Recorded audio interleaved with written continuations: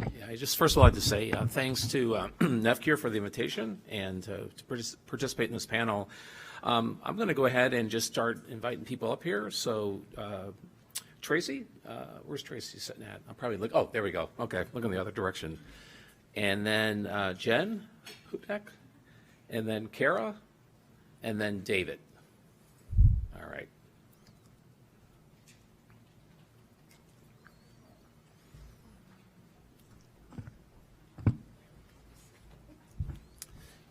And as everyone's just getting a seat, just the purpose of this is to help the audience, I think really try to understand not just the physical aspect of the different kidney diseases that people here have, but also the emotional part that sometimes is not really understood.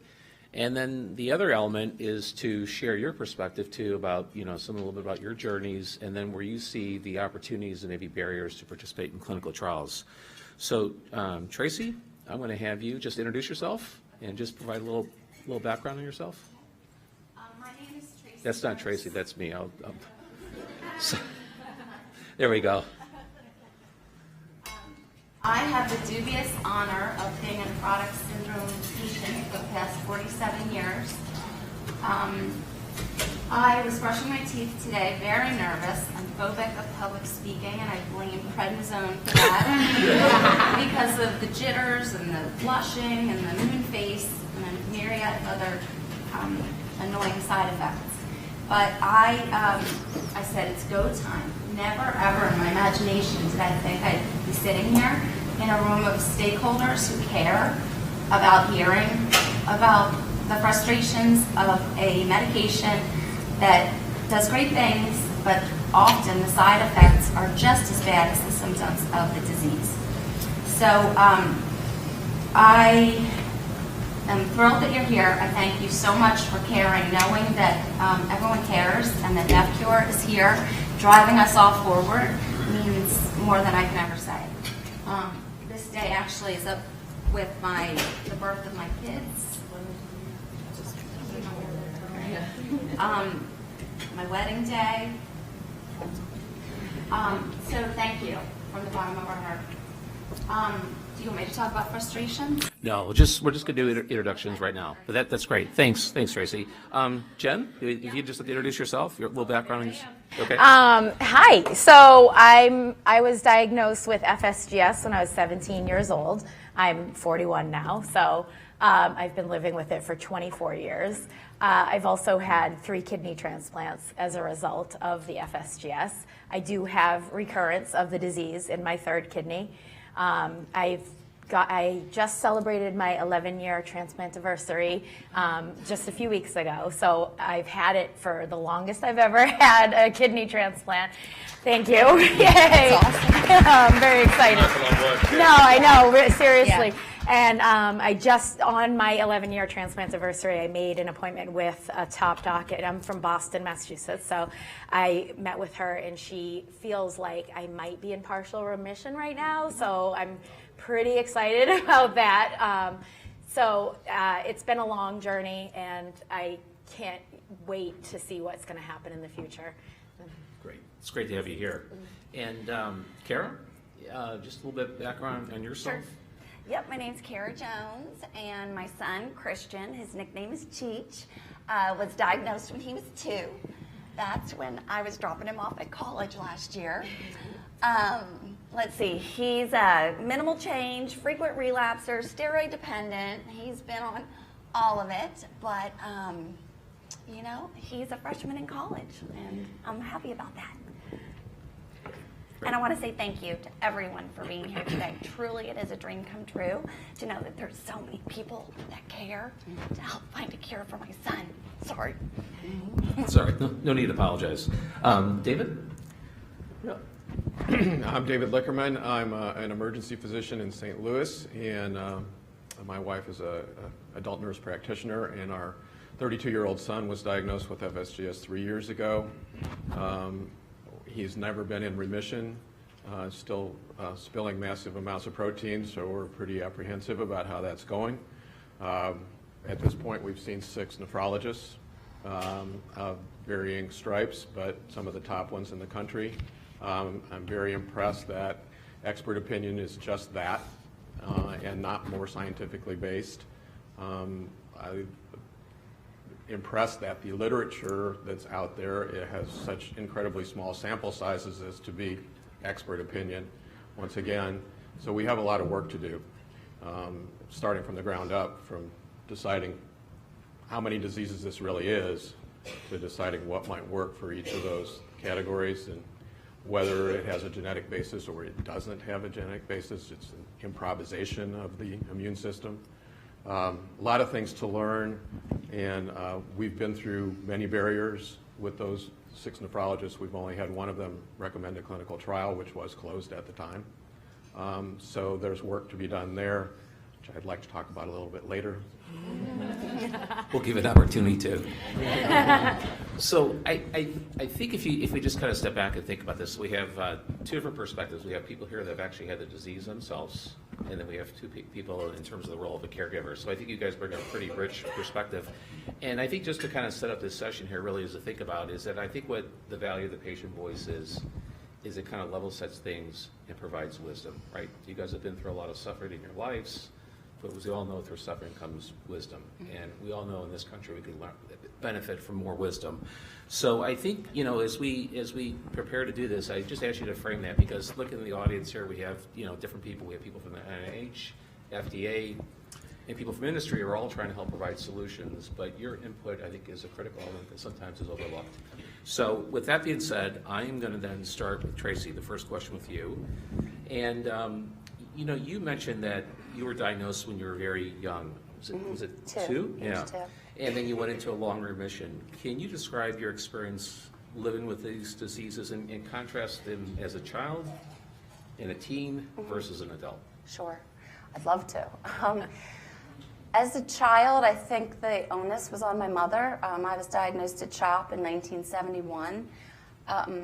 She got great advice from our pediatrician, and I might get choked up here, but he said, I'll cure the disease, but I want you to give her a normal childhood. And that's great, and she did it. But that's really hard on the parents. That's really hard on the parents. I'm a mom now. I have 3 young kids, and I can't imagine the burden that was on my mom. But she did it. As a kid, I have a lot of memories. Today's conjuring a lot of that up. Like, I'd be home from school a lot. Your mind's racing. Your skin's crawling from the prednisone. You look unrecognizable.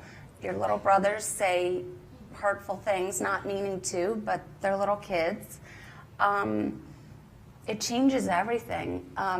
Softball coaches would say things like, is it my imagination or did you get better looking? Because 3 months prior, you're all flushed and you have moon face. So it really took a hit to my self-confidence. It still does. I hate being the center of attention. What else? You feel very isolated. I also remember as a teen, I would have given anything to be able to talk to one other kid or adult or someone who understood what I went through. I had a neighbor who had both diabetes and cystic fibrosis. And so I would stop myself if I start getting really depressed, because I think that's a huge part of this too. And I'd say, to myself, snap out of it. At least you're going to live and she's not going to. So there's a lot of isolation, rage, the not sleeping, the heartburn, the brutal headaches, just to name a few. Can I just ask you one question? Sure. You mentioned your mom was able to make it a normal childhood. Sure. What did she do? Wow. I was the oldest child, so I think she took a lot of it on and maybe bottled up some of the stress of it. She always said to me, and when I was 18 and about to go to college, she said, I want you to talk to a psychiatrist or someone because you have a flat affect. Well, no duh, because anytime if I'd walk down in the morning, she'd look at my eyes, and and then if I had a cold or one of my brothers came home with a cold, her stress level, I would feel off of that and try to tamp down my emotions. So just a bunch of things like that. But I think you kind of touched upon something we'll get into later on, is just that it's not just the patient, but it's really the family, right? And Absolutely. how you approach the family. Yeah. And then now, in the past 3 years, I've had 2 of the worst remissions. I don't know if prednisone is, what's the word I'm looking for? Like where it gets worse every time, cumulative. But I don't know if it's my 49-year-old hormones or being a mom. But it was some of the darkest times, for sure, trying to manage it for my husband and kids. So it affects everyone. And I just say too, is that I think that, I've shared this many times myself. I had a real dark time after the post-transplant. And I think that so much is unknown or not really managed well. Right. So You I don't think know it's- what, right. No, you don't know. It's unknown, yeah. But it's a very normal reaction. Yeah. Jen, so you're my hero. You've had 3 transplants. Yeah. Okay. And I'm not a hero and- at all. no, You are. and My you're- donors are the heroes. I know, Yeah. but you keep on going though. Your perspective, I think, is really valuable from the standpoint that if you could just share with us, what it's like going through 3 transplants. Yeah. And then also the element then too, like you're talking about then, is the disease going to come back? Right. If you So, could speak to that, yeah, that'd be great. it's all really a blur, and I'm going to blame it on the prednisone because I have Yeah. no memory of Let's blame anything. everything on Right. prednisone. Prednisone Yeah. is not fun.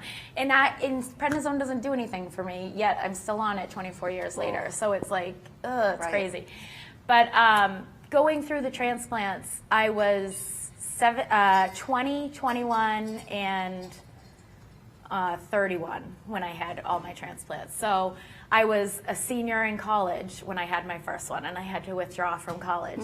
And then I got my second transplant right 2 weeks after graduating from college. And it was, I never really, looking back on it, I never really think that I really went through it because it was a necessary step for me. Dialysis is no way to live at all, especially when you're 20 years old. Yeah. I did peritoneal dialysis in college, which is insane. I won't tell you the horror stories of what I did, but it was no way to live, and I knew that transplant was my only option. After my third transplant, I encountered a lot. I had a pulmonary embolism. I've had so many complications since then. And after every single transplant, within 24 hours of the transplant being put in my body, they knew that I had the disease again. So I have FSGS, and it seems like I'm never going to get rid of FSGS. And that's the most frustrating part. Going into my third transplant, I knew that I had FSGS recurred in my second transplant. So going into the third, I was so worried, like, I'm going to go through all this and I'm just going to come out with it again. And what's the point? And even my donor was very hesitant. It was my Uncle Dave. So my mother was my first donor. My father was my second donor. Talk about affecting a family, right? Yeah. And then my Uncle Dave, UDK is what I call my kidney, Uncle Dave's kidney. So then my Uncle Dave was my third donor. And we had a lot of sit-down meetings together, just him and I. And he was like, look, I want you to have this, but like, are you going to take care of it? Are you going to, do everything you can to keep it healthy? And like, what happens if you get the disease again? Are you ready for that? And they were very, very difficult conversations to have because it is a reality. And when they did biopsy me after the transplant and told me that I did have FSGS again, it was heartbreaking for all of us. But he and I check in all the time. And, I do everything in my power every day to make sure that I'm doing everything I can to protect this kidney. I did participate in a lot of research things like that's listed up there. I did plasmapheresis, I did Rituxan, pre and post transplant to try to help it. So it's been a very difficult journey, and I wish that I could say 11 years later that I don't think about my disease, but every day when I wake up, I do. It's like, oh my gosh, I wonder if my creatinine's high today, or I'm swelling a lot in my legs. Oh no, I better do something. And it's an every day, every moment thought that I should be doing more, or can I do more? And so I'm in a weird space right now. Yeah. It's not weird. It's weird, and I can't. And the fortunate. Talking about clinical trials, the unfortunate part is I'm excluded from a lot of clinical trials, actually all of them, because I'm a post-transplant patient. They won't even accept me because of my transplant status. So that's a huge frustration. And it's not for lack of desire. I want to be a part of it. I want to advance medical research. And it just, I mean, from my first transplant to my third transplant, it's insane how much growth has happened in the medical field in that time frame. So I want to be a part of it, but I can't. So it's very frustrating. Jen, you know, you talk about the part about, you know, you say you're doing everything you possibly can, right? I do that too. And if it's Yeah. any consolation, I've had one transplant, and every day I worry about it, Yes, right? it's true. I get my labs back, and then that tells me, okay, I'm good for another month, Yes, right? yes. But what do you do, though? What do you do to manage that, right? I mean, Yeah. so that you maintain your sanity and the sanity for those around you. What do you do? Well, Where do you get your support? therapy. Yeah, I mean, honest Yeah. to God, I didn't find therapy until recently, and I wish that I had. Okay. When I was 17, you know, I didn't know what the heck was going on, and I had a huge face, and I was a senior in high school, and I was going to prom Yep. like this, and it was crazy, and I was missing all sorts of school and everything. And I have a lot of depression and anxiety, and but at the same time, I try to counteract it by saying, oh, you know, it's not a big deal. A transplant's not a big deal. You know, everybody does that. It's not like, I can still walk and I can still talk, and I'm just got my principal license, so I'm going to be a principal very soon, but thank you. So I always try to minimize it and say, oh, it's really not that bad. It's not that bad. But then when I get in front of people who hear my story and they're like, what? No, that's kind of a big deal. And I guess I just don't see it that way. So I think part of me tries to minimize it and just justify it that way. Reframe it. Yeah. Yeah. Okay. Make it tolerable. Yeah. So, thank you. So, Yes. Kara, I'm going to transition to you right now. So, your son, Cheech, was diagnosed 17 years ago. And from your perspective, looking at over that time, what changes have you seen with respect to treatment and care over the years? How have you seen things improve? Oh, well, drastically things have improved. I mean, back in 2002, you know, there wasn't the internet. I didn't have any support. I had no one to go to. You know, I remember saying to my pediatrician, if you ever get another patient, please let me know, because I would love to connect to someone. And still at the same pediatrician, he's never gotten back to me on that. You know, right? But just the nephrologist, he's wonderful, but he's just the doctor that treats the kidney, and there's no support. Yeah. And I have fabulous friends who were there for me, but they don't really get it. Yeah. You know. No one gets So it. there's been the transition with just the online community. That's been amazing. And then the different treatment options, you know, that have been available that have come along. I would say. So, there have been you've seen some new treatments available for. Well, yeah, I mean, with rituximab, you know, Okay. that was new, and Okay. those types of Okay, things. so yes. there's been some progress then. David, your son was diagnosed as a young adult, and you and your wife both stepped in to help advocate for him. Tell us about the experience. Okay, well, our son was 29 years old. Suddenly, one day, he developed a patch of red skin in his groin, and within hours, he was septic. Within a couple of days, we discovered that he had FSGS and was cured from the sepsis, but then that started us on a whole new journey. So we found the best nephrologist in St. Louis at Washington University, and started going to him, and he, you know, promised us a remission, but it didn't come. He was on high-dose steroids. He was on that whole cocktail of medications over a period of the last 3 years, and most of them on label, and I think Rituxan sort of off label, but it almost killed him, but it didn't fix him. So we've continued to look for, you know, a cure. My wife's been a dynamo. She has pulled up every shred of literature on FSGS that exists, and we have a mountain of it in our house. Every morning I'll get up because she had a sleepless night and researched it again. and find some more articles on the table. So we've done everything we could to support him in everything that medical science can bring to bear, but we've been frustrated. So, you know, for us as a family, there's been a lot of sleepless nights. For him as an individual, there's been a lot of illness really brought on by the medications. He was on high-dose steroids for 18 months, and it's amazing that he was able to keep a job during that time. But he had to cancel his plans for medical school and fall back on his other training to have a job. So fine, but now he's, you know, concerned about keeping that job, keeping his insurance, staying well enough to function and walk the dogs.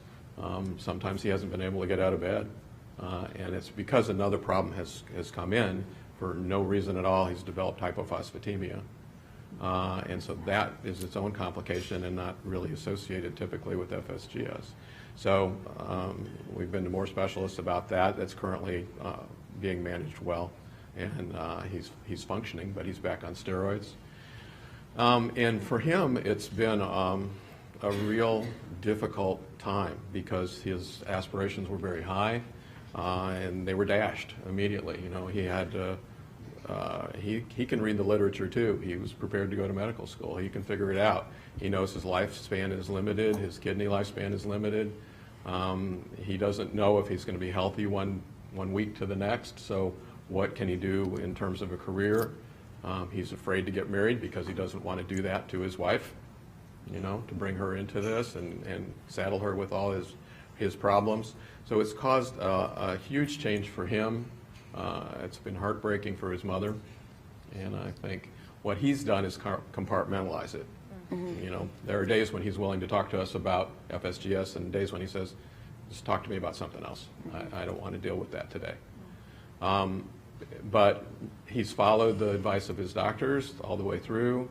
Although when the things have made him sick, he's backed off on the medications because he had to. He couldn't get through the day. So that's the reality, is that you want to do the best things for yourself and take the medications and do what people tell you to and trust your doctors. But ultimately, this disease doesn't have a solution. So you have to do the best you can and get the best advice you can. So for that reason, you know, we have feet. We've been to many doctors and gotten many opinions, but really, you know, the last top doc we saw, that top institution, looked over what his treatment has been and said, what do you want me to do? Wow. And that's tough. So what do we want to do? We want these clinical trials to move forward so that there's hope for something new.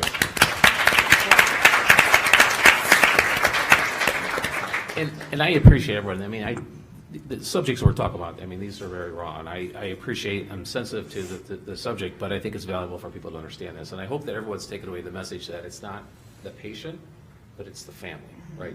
So I think about how people engage with that. It's not just one group. But if I could just, as a follow-on question, David, you mentioned, I just asked you two follow-up questions. One, how long did it take you to find the right doctor? And then two, you mentioned frustrations. What's your biggest frustration through this whole experience? Well, I mean, the biggest frustration is there's no right way to do this. There's no standard of care. There's no standard care. There's no sequence of care. I think, you know, as a physician looking at this and looking at other specialties, looking at cardiology, looking at oncology, they have protocols. They have guidelines. They say, well, okay, here's how you start. Here's the medication you start with. Here's how much of it you take. Here's how long you take it before you move on to the next thing. We don't have that.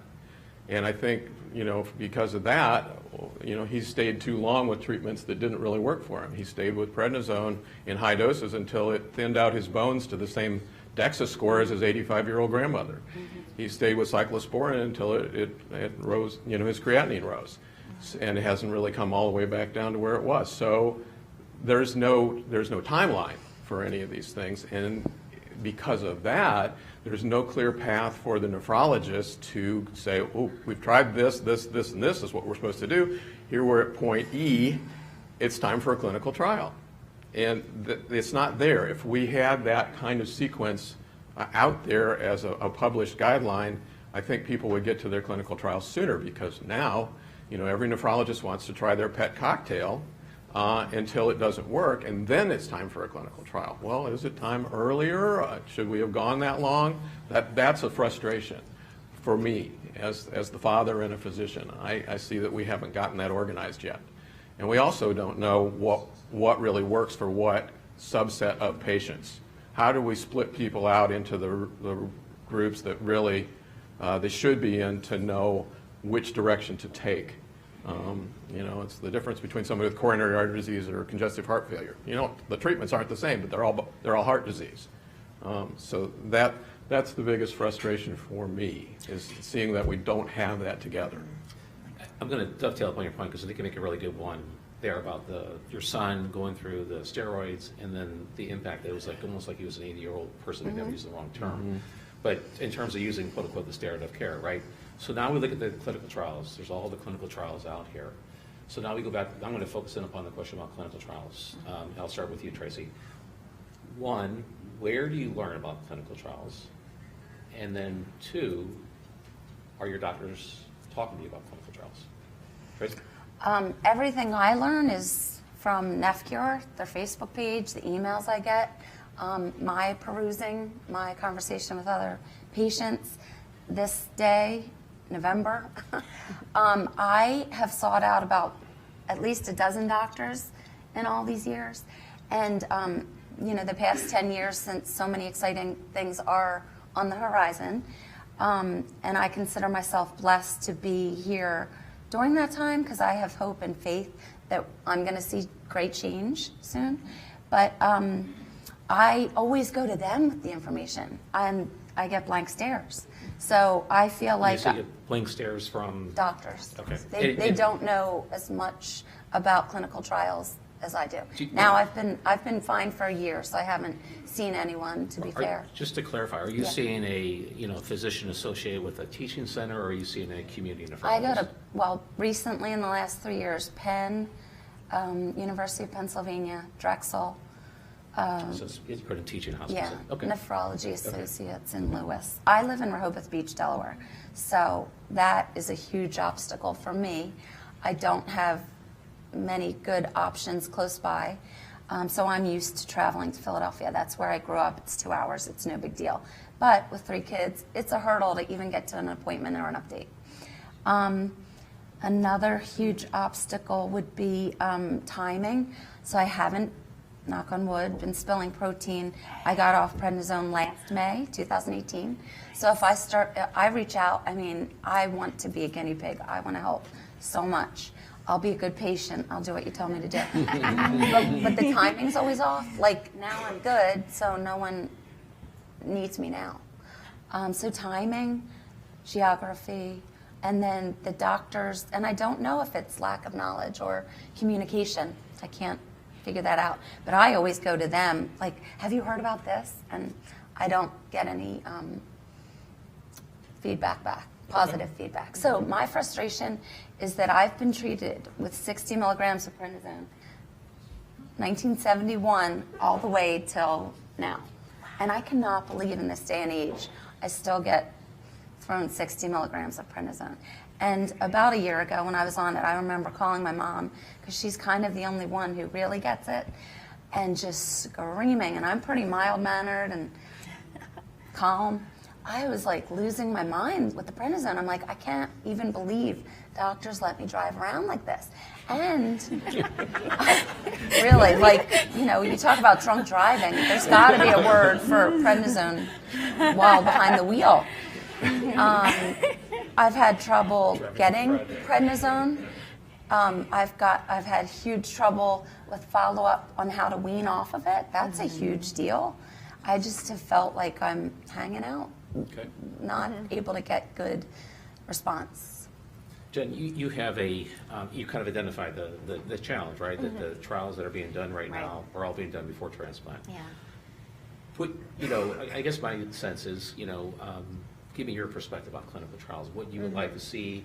Yeah. And I think also be part of it too is also the risk benefit part, right? Yeah. Right, in terms of how that fits in there and what your view would be on that. So I am very similar to Tracy, where I will go into every appointment like, oh my gosh, did you hear about this trial and this trial and this trial? Can I be a part of it? And every time I bring it up, my doctor just shuts it down. No, you're not ready for that, or you can't do that because of my post-transplant status. So it's definitely not from a lack of desire. But I do participate in all the research that they do. He's doing, but my particular nephrologist at Brigham is doing a lot of research right now about isolating genes. And so anytime there's an opportunity for me to participate in anything at all that might advance the knowledge of FSGS or nephrotic syndrome, I want to participate in because it is so important. But the other part of that too is when I go to my nephrologist, I've been with him for 20 years now. I trust him with my life. So when he says you don't qualify for this clinical trial, that's it, end of discussion. And that's the relationship that I've built with him. And so whatever he says is what I do. And if I'm not hearing about clinical trials from him, I'm probably not going to know about it because he's my go-to person. I don't like to be the Google or WebMD person because you'll kill yourself over all that stuff. I was just going to ask you, did you ever have a situation where you found something that he was not aware of or she was not aware of? Did you ever find? No, he's always on the cutting edge, so that's the good thing. But it wasn't until the NephCure meeting in March, I think, that I realized that I needed to get another opinion, that I was getting too complacent with my doctor. I love him dearly, and I obviously trust him with everything, but I realized that I need to, he's treating my transplant, and I needed to find somebody who would be willing to treat my disease. And so I sought out somebody who I thought would help treat my disease, but it turns out I can't participate because of my transplant status. But at least I think it was important that I separate those two and that I recognize that I'm always going to have, I'm going to have this transplant for a pretty long time, and I'm always going to have this disease. So why not try to cut this disease off before it progresses even worse? Okay. What are you going to add? That's good. Kara, so you have a unique perspective. You got a son in college. So how do you manage that about clinical trials? Like, I would just be curious, those dynamics between mother and son, because we have some interesting dynamics going on in our house that way right now. Yeah. So. And he doesn't have FSGS either. So. No. He has another condition, but anyway. Yeah, I mean, obviously, for 16 years of his disease, he hasn't been eligible to participate in any clinical trials, just being in pediatrics.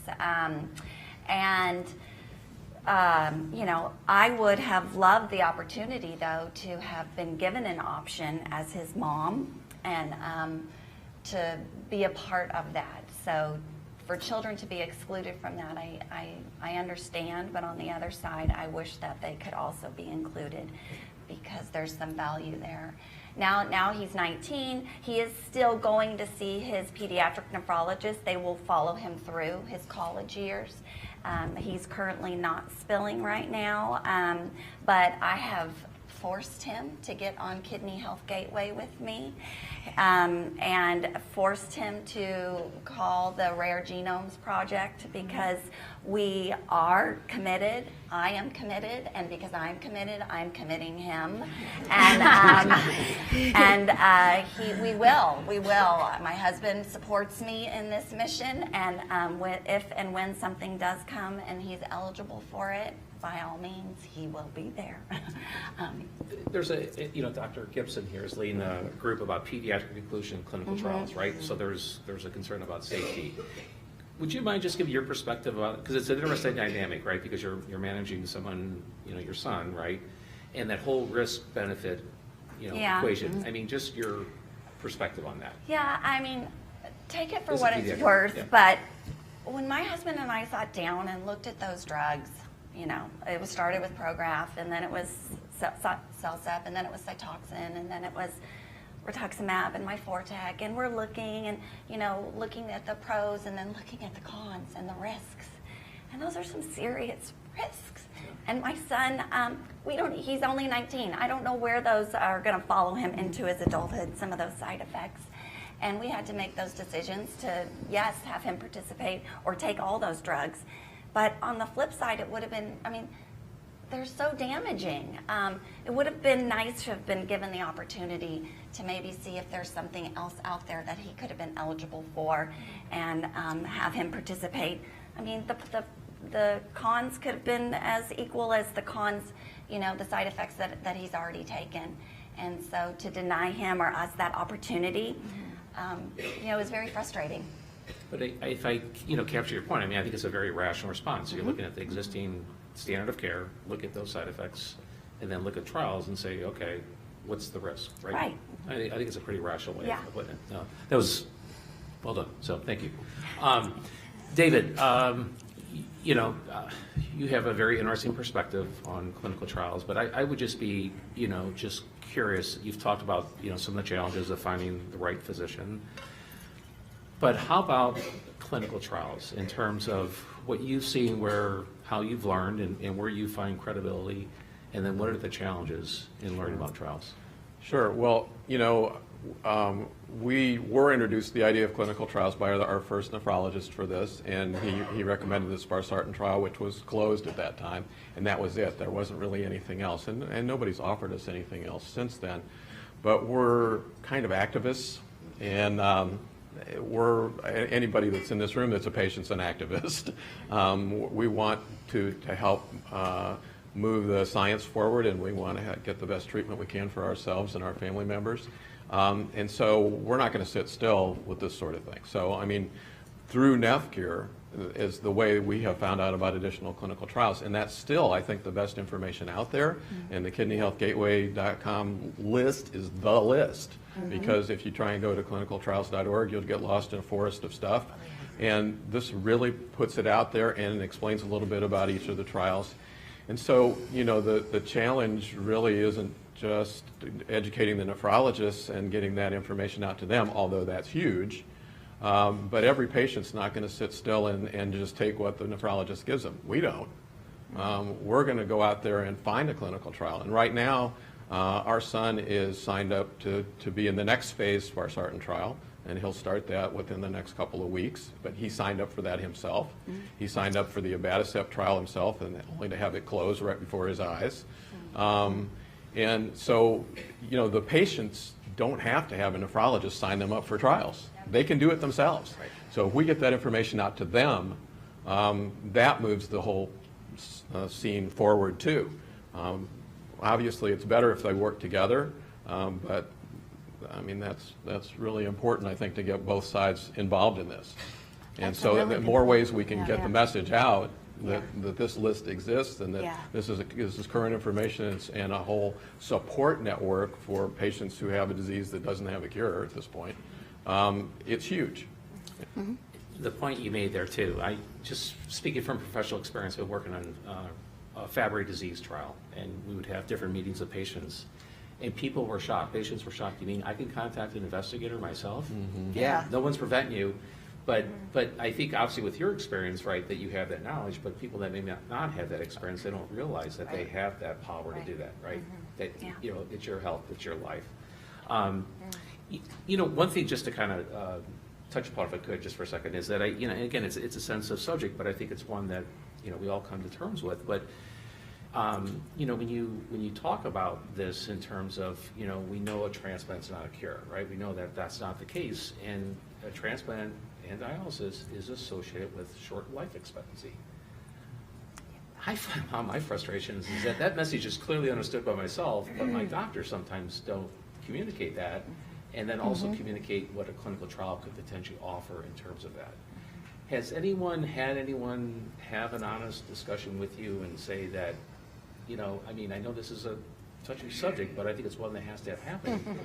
Has that ever happened with anyone here where someone said, they have, okay. Yeah. Okay. Well, after my third transplant, I said, so can I get a fourth? Because Right. I'm probably going to need one. And they told me no. And I'm 30 at the time. So for all this time, I've been thinking, I'll be lucky if I make it to 50 years old. at this point, and that's kind of just my frame of mind. But they flat out said, no, you know, I think 3 is going to be your limit. You could do dialysis, and when that time comes. So I've had that discussion, and it's not an easy discussion at all. No. But you know, hopefully it'll change. Hopefully it'll change. I Yeah. appreciate your strength in, Yeah. in sharing that, but I think that that's from my perspective, and Dr. Gibson said this at the last meeting, is that it's a conversation that I think doctors are reluctant to have, but I think the best way doctors can deal with us, right, Yeah. is honesty, Yes. right, so that we can make the best decisions in our lives. I don't mean to get us in a heavy discussion, but I think this is an important discussion that sometimes Right. is absent. Okay, so we've gone through, talked about clinical trials. I think I've captured everyone here. We've covered that part. If there's one thing that you would like our audience to understand your viewpoint on clinical trials, I'm going to start with you, Jen, and I'll go right down the line. What's one thing that you'd like the people here to understand about clinical trials and your perception of clinical trials? To not be afraid, to embrace it and share it. And if a nephrologist is not confident in their own ability to treat a patient, to put their ego aside and reach out for help and seek out those clinical trials. And the only way that we're going to find a cure is if we are brave risk takers and do it. Thank you. I want to say what she said. Okay. Yeah, you nailed it. I feel like the risk benefit, I'm so motivated to never be on prednisone again. I'll be a guinea pig. Anything pales in comparison. I shouldn't say anything, but side effects or the unknown of a clinical trial, to me, has to be better than another round of prednisone. Thank you. And I would just say there's desperate parents out there that don't want to watch their kids suffer and would do anything to help find a cure for them. And so I plead to all of you to just be open-minded. Many of you are probably parents yourselves, and to put yourselves in our shoes and to never give up and to help find a cure or better treatment options for our kids. Well, I would say the most important thing is getting the word out and letting people know that these things exist. One idea that I had is, you know, if I have a clinical problem, the first thing I do is go into UpToDate online.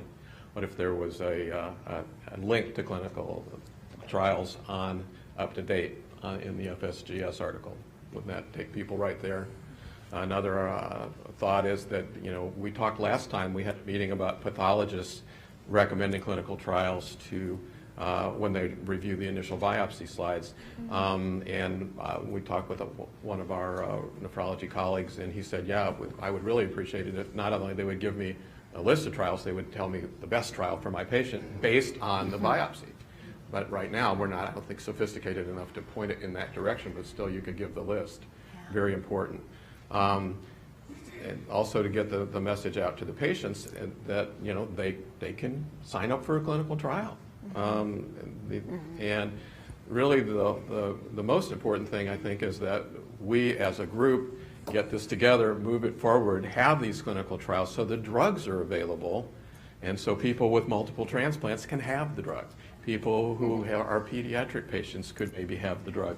So if we complete this process, we make cure and hope for cure available to many, many more people. I'm going to bring the session to a close. Just a couple comments. I want to say thanks to each of you. Kind of put you on the spot with a couple questions, but I trusted my instincts and I need to respond. So I think that's important, that people need to understand that, because I think there's not honest conversations taking place right now, and I appreciate your honesty today by doing that. And I go back to your comment too, Jen, is that I think patients are willing to take the risk. We are. We could take paternalism out of this right now, in my opinion. No. But anyway, we are. I think your comments were all great. I think you helped the audience, and I'm sure they'll have questions for you afterwards. I will just kind of close with a couple comments. My 2 cents is, for the patient community, we got to demand more. Patient care right now is unacceptable. That's my position. wow. Unacceptable, and I'll go to Totally my agree. grave saying that. So that's my position. If you want to jump on my bandwagon, you're welcome to. I call it impatience for patience Yeah. because, again, I can't believe it's 2019. We're No. getting there. Thank you again. We're here. I can't believe it. It's like the best day of my life. But honestly, like if I were to be told to get on 60 milligrams again tomorrow, the same as 1971, that's unacceptable. And I'm just talking about all of kidney disease. So just Yeah, people are of diagnosed- course, yeah. of course. And then I would just say too, is I think it's important just to step back and think about why we're here. You know, the reason why we're here is because of the National Institute of Health. I think Dr. Yeah. Starr may be here. The work that he's done, also with the Kidney Precision Project, the FDA in terms of providing a regulatory pathway. People don't hear about that message, but I think people need to understand Right. what our government does do to help bring innovation. We have the pharma companies now invested in it. But guys, frankly, in my opinion, we got to be part of it. If we can't wait back, we demand, like you said earlier too, there's nothing preventing you from being in a trial. So I just want to say thank you for your honesty today, and hopefully our audience gains some of this. So thank you. Thank you.